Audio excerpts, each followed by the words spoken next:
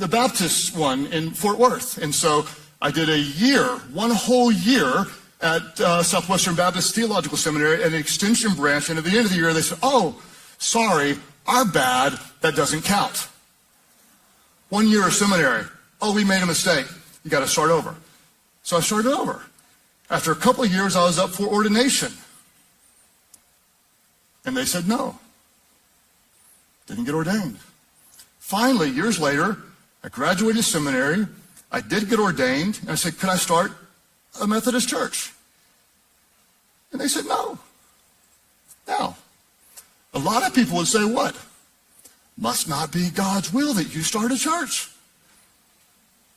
God's no's can feel frustrating along the way.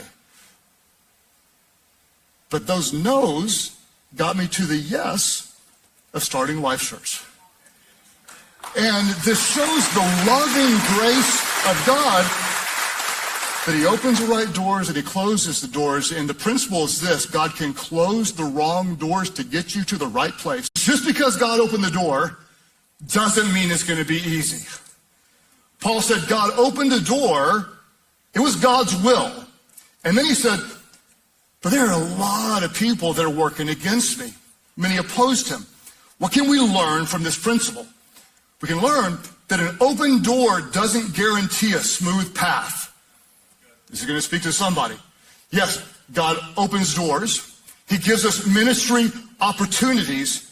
But when he opens a door to serve him faithfully in ministry, be aware that your spiritual enemy is very likely to push back.